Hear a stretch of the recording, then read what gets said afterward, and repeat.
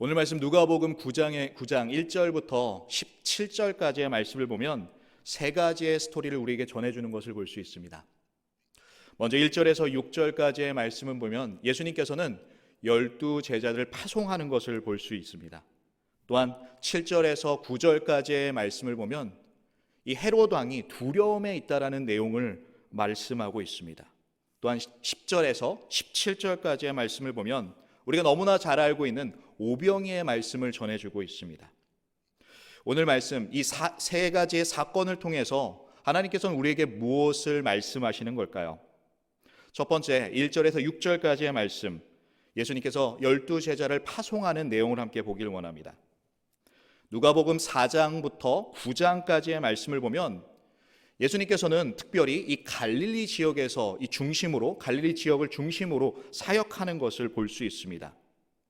우리가 너무나 잘 알고 있듯이 예수님께서 마귀의 그 시험을 이기시고 승리하시고 나서 4장 14절 말씀을 보면 예수께서 성령의 능력으로 갈릴리로 돌아가셨다라고 말하고 있습니다. 예수님께 갈릴리로 돌아가셔서 병자들을 고치기 시작하셨고요. 또한 그들을 고치셨을 뿐만 아니라 그들에게 하나님의 천국 복음을 말씀하셨습니다. 그리고 제자들을 콜링하시고 그 많은 제자들 가운데 12 제자를 택하셨습니다. 뿐만 아니라 이 12 제자들에게 특별히 산상수훈이라는 천국 복음의 말씀을 가르쳐 주셨습니다. 제자들은 예수님을 보았고 예수님의 사역들이 무엇인지를 따라다니면서 보게 되었을 뿐만 아니라 옆에서 예수님의 기적들을 보았습니다. 이제 9장으로 넘어와서 9장 후반절 먼저 보면 이 갈릴리 중심으로 사역했던 이 사역이 이제는 예루살렘으로 향하고 있다는 것을 가르쳐주고 있습니다. 9장 51절 말씀을 보면 예수께서 승천하실 기약이 차감해 예루살렘을 향하여 올라가시기로 굳게 결심하셨다라고 말씀하고 있습니다. 바로 예수님의 그 사역이 이 갈릴리 중심으로 이루어지다가 이제 예루살렘으로 향했는데 그 이유가 바로 우리를 구원하시기 위해 십자가를 향해 걸어가고 계시다라는 것을 가르쳐 주고 있습니다. 예수님께서는 제자들을 2년 동안 가르쳐 주셨습니다. 그들은 예수님을 따라다니면서 옆에서 예수님께서 기적을 행하시는 것을 보게 되었고 뿐만 아니라 예수님의 놀라운 그 가르침들을 배웠습니다. 이제 오늘 말씀을 보면 예수님께서는 배움에서 그치지 않고 이들을 이제는 보내십니다. 1절 말씀입니다. 예수께서 12 제자를 불러 모으사 모든 귀신을 제어하며 병을 고치는 능력과 권위를 주시고 하나님의 나라를 전파하며 앉는 자를 고치게 하려고 보내셨다라고 말씀하십니다. 예수님께서는 제자들을 전도자로 그냥 파송하신 것이 아니라 예수님께서는 예수님의 그 능력과 권세를 주셨다라고 말씀하고 있습니다. 여기서 말하고 있는 능력은 두나미사라고 합니다. 이것은 이 폭발적인 힘, 이 절대적인 힘을 나타내고 있습니다. 이 모든 귀신과 모든 병들이 떠나갈 수밖에 없는 압도적인 힘을 이야기합니다. 또한 권위라는 말은 권세라고도 말할 수 있고요. 엑수시아라고 말하는데 이것은 절대적인 힘에 의해서 또한 절대적음으로 인해서 복종할 수밖에 없는 절대적인 권력을 이야기합니다. 모든 만물이 예수님 앞에 이 압도되고 절대적으로 복종할 수밖에 없다라는 것을 가르쳐주고 있는 것입니다. 예수님께서는 이러한 놀라운 능력과 권세를 제자들에게 주셨습니다. 또한 오늘 말씀을 듣고 있는 우리에게 이 예수님의 능력과 권세를 허락하십니다. 예수님의 제자로 살아간다라는 것은 바로 예수님으로 살아간다라는 것을 말씀하고 있습니다. 예수님과 함께 하심으로 인해서 우리가 제자로 살아갈 수 있는 것입니다. 우리의 능력과 힘과 어떤 노력으로 주님의 사역을, 주님의 일을 감당할 수 있는 것이 아니라 오로지 예수님만으로, 예수님의 그 능력과 권세만으로 우리가 주님의 일을, 주님의 사역을 감당할 수 있는 것입니다. 예수님께서는 3절부터 5절까지 특별히 이 전도자의 자세에 대해서 가르쳐주고 계십니다. 3절 말씀을 보면 특별히 아무것도 가지지 말라라고 말씀하십니다. 이 지팡이를 가지지 말고 배낭과 양식과 돈과 이 두벌 옷을 가지지 말라라고 말씀하고 있습니다. 이 지팡이는 자신을 보호하는 데 사용했던 지팡이입니다. 또한 배낭이나 양식, 돈, 두벌 옷은 우리가 전도 여행을 떠난다면 너무나 필수적으로 필요한 것들입니다. 왜 예수님께서는 아무것도 가지지 말라라고 말씀하고 있을까요? 예수님께서 말씀하고 있는 것은 세상을 공급으로 삼고 바라보지 말고 세상을 의지하는 것이 아니라 바로 하나님의 공급을 바라보며 하나님의 채우심을 또한 하나님을 의지할 것을 말씀하고 있는 것입니다. 세상을 바라보며 하나님의 일을 하는 것이 아니라 주님만을 바라보며 이 하나님의 일들을 행할 것을 말씀하고 있는 것입니다. 하지만 저의 개인적인 전도 여행을 보면 그냥 작은 캐리어만을 가져갔던 일이 있는 것이 아니라 수많은 물건을 싣고 또한 선교사님을 위해서 또한 선교지를 위해서 많은 물건들을 캐리어에 넣고 또한 그곳에서의 프로그램들을 위해서 짐을 싣고 또한 아이들이 있다면 아이들을 위해서 선물을 챙기고 또한 먹을 것을 챙겨서 이 캐리어가 터질 만큼 여러 개의 캐리어를 가져갔던 기억이 있습니다. 이러한 모습을 생각할 때 아무것도 가지지 말라라는 말씀을 어떻게 해석해야 될까요? 말씀은 우리가 전도함에 있어 예수 그리스도의 복음만을 드러낼 것을 말씀하고 있는 것입니다. 우리의 선물과 물질은 단지 이 복음의 도구라는 것을 가르쳐주고 있는 것입니다. 이 선물과 물질이 전부가 되지 말아야 할 것을 주님께서 말씀하고 있는 것입니다. 바로 복음만이 드러나게 할 것을, 예수님만을 드러낼 것을 말씀하고 있는 것입니다. 또한 예수님께서 4절 말씀에서 어느 집에 들어가든지 거기서 머물다가 거기서 떠나라라고 말씀하십니다. 우리가 전도자로서 나아갈 때 어떤 좋은 집을 생각하고 어떤 좋은 안식처만을 따라가는 것이 아니라 우리가 더 좋은 것을 찾아보는 것이 아니라 어느 정도 보장된 삶이 있다면 우리의 안정을 유지하려고 힘쓰는 것이 아니라 바로 복음을 전하는 것에 집중하고 또한 힘써야 할 것을 예수님께서는 가르쳐 주고 계신 것입니다. 또한 5절 말씀을 보면 누구든지 너희를 영접하지 아니하거든 그 성에서 떠날 때 너희 발에서 먼지를 털어버려 그들에게 증거를 삼으라고 말씀하십니다. 우리가 복음을 전할 때 때로는 그들이 영접하고 또한 환영할 수도 있지만 예수님께서 말씀하신 것처럼 반대로 우리를 대적하고 거절할 때도 있습니다. 이 거절을 당한다라는 것 너무나 힘든 것입니다. 제가 예전에 한국에서 대전 침례신학대학교를 다닐 때 학교에서 1년에 한 번씩 미자립 교회를 위해서 팀을 만든 적이 있습니다. 이 작은 교회를 섬기기 위해서 많은 팀을 만들어서 이 사역자가 없는 작은 교회, 시골에 이 예수님께서 제자들을 파송했던 것처럼 저희들을 파송하고 그곳에서 2주 동안 사역을 감당했던 일들이 있습니다. 저희 팀은 6명의 친구들이었었는데요. 전도사님들과 함께 정말 시골에 가게 되었습니다. 그곳에서 했던 사역들은 이 집집만을 다니면서 노방 정도하는 것이었습니다. 가면서 노방 정도하는데 아무도 나오지 않고 처음에 거절당했을 때는 서로를 위로하면서 이럴 수도 있을 거야. 우리가 다른 곳으로 가면 또 하나님께서 놀라운 일을 행하실 거야. 웃을 수 있었지만 2번 거절당하고 3번 거절당하고 계속해서 거절당할 때 우리의 입에서는 하나님의 뜻이 있을 거야 라고 말하지만 우리의 얼굴에는 이 근심과 어두움이 보여질 수밖에 없었습니다. 우리의 모습을 보고 젊은 전도사들이 힘겹게 사역하는 모습을 보고 지역교회에 있는 목사님이 오셔서 방금 읽었던 말씀 5절의 말씀을 이야기하시면서 좌절하지 마십시오. 힘들어하지 마십시오. 주님께서 말씀하시기를 훌훌 털어버리고 다른 사람에게 전도하길 원하십니다. 이런 도전을 받았던 기억이 납니다.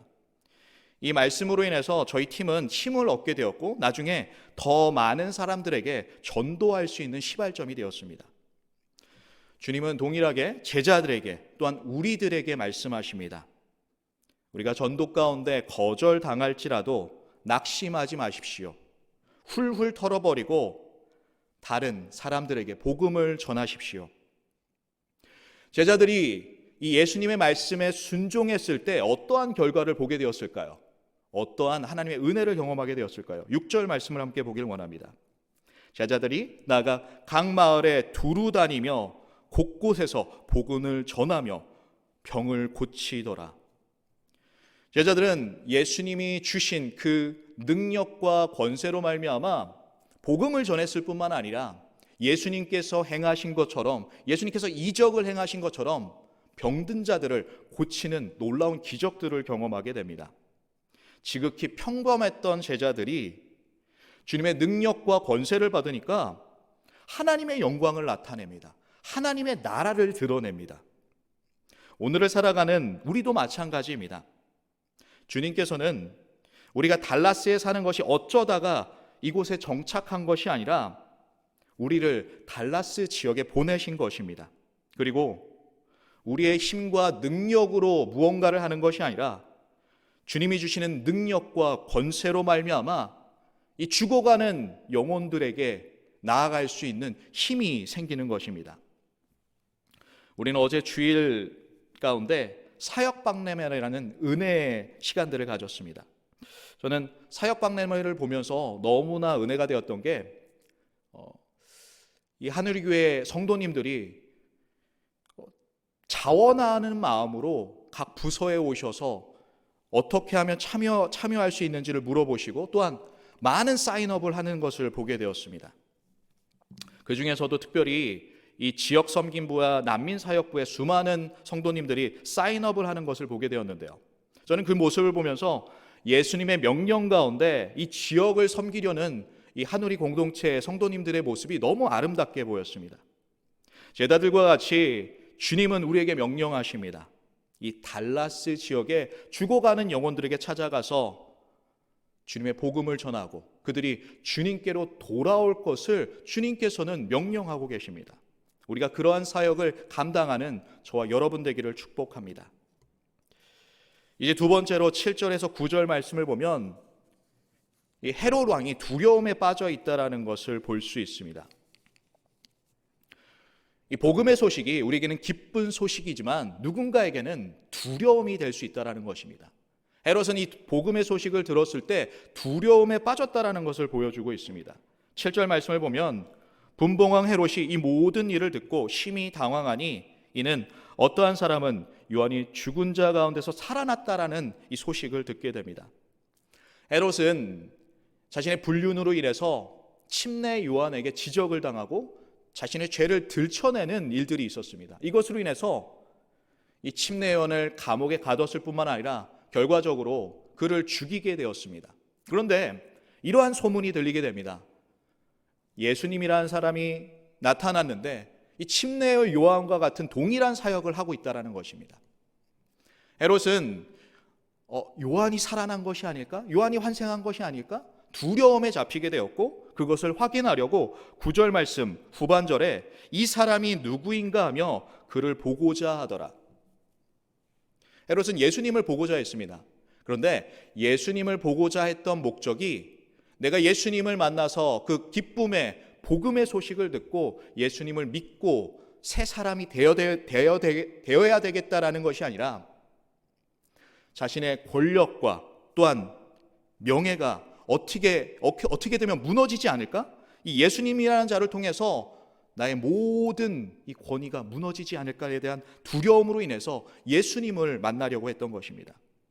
잠언 28장 1절 말씀을 보면 악인은 쫓아오는 자가 없어도 도망하나 의인은 사자같이 담대하니라.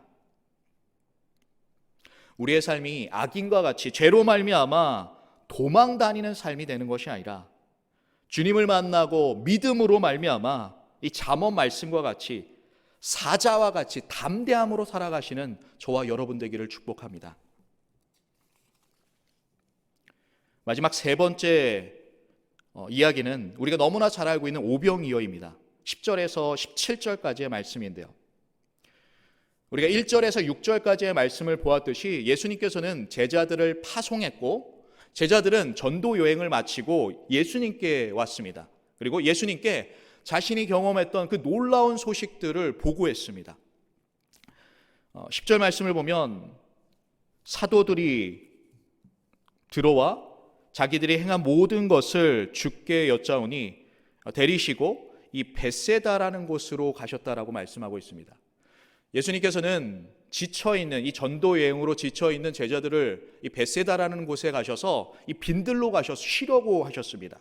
하지만 어김없이 사람들은, 무리들은 예수님을 따르게 되었고 예수님은 그들을 거절하고 거부했던 것이 아니라 그들을 받아들이시고 그들에게 또한 천국의 복음을 가르치시며 그들에게 병 고침을 허락하셨습니다. 그 일들을 행하다 보니까 저녁이 되었고 제자들은 이렇게 이야기합니다. 예수님, 너무나 많은 사람들이 모였습니다. 이 사람들을 우리가 먹일 수 있는 우리가 형편이 되지 않습니다. 예수님, 마을로 보내셔서 그들이 그곳에서 유하면서 그곳에서 먹을 것을 먹고 다음 날 이곳에 다시 모여 말씀을 듣는 것이 또한 병 고치심이 어떠십니까? 라고 이야기합니다. 그러자 예수님의 답변은 제자들을 당황케 합니다. 너희가 먹을 것을 주라. 제자들은 이 말씀을 듣고 자신의 처한 자세한 상황을 이야기하고 있습니다. 13절 말씀입니다. 우리에게 떡 5개와 물고기 2마리밖에 없으니 이 모든 사람을 위해 먹을 것을 사지 아니하고서는 할 수 없겠사옵나이다. 제자들은 분명히 마지막 절을 보면 할 수 없습니다라고 말하고 있습니다. 할 수 없는 이유가 이곳은 빈들이고 우리가 이들을 위해서 무엇인가를 사지 않는다면 우리는 살 수 없습니다.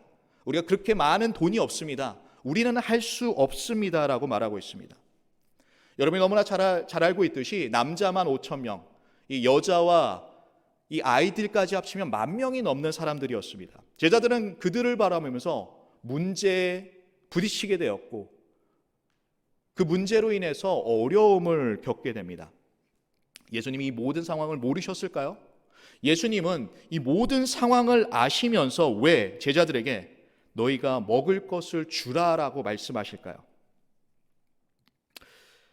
제가 사역했던 일들을 보면서 예전에 한국에서 청년들을 데리고 전도 여행을 떠나고 또한 아이들을 데리고 수련회를 갔을 때 청년들과 아이들이 은혜를 받고 또한 하나님을 경험하는 모습들을 많이 보았습니다.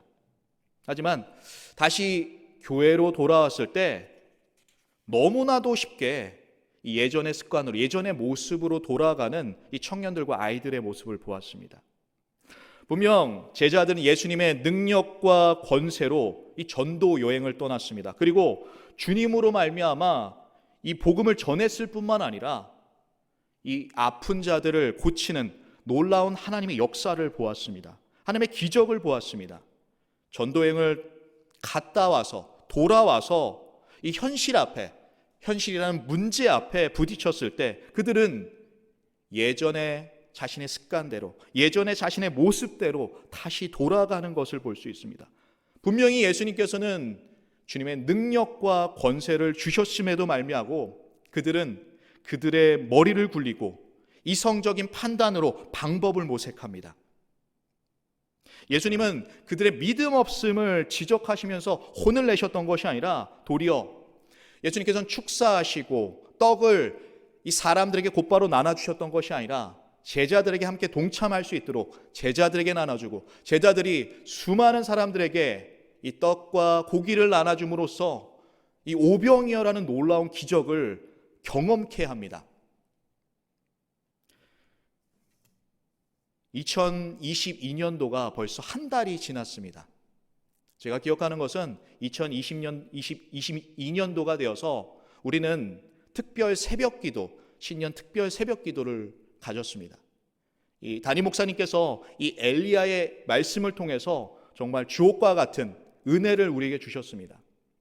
하지만 우리의 모습을 보면 그 은혜는 다 사라지고 여전히 우리는 안 돼. 나는 이렇게 살아갈 수 없어. 제자로서 살아가지만 여전히 살아갈 수 없는 우리 믿음 없는 모습을 고백합니다.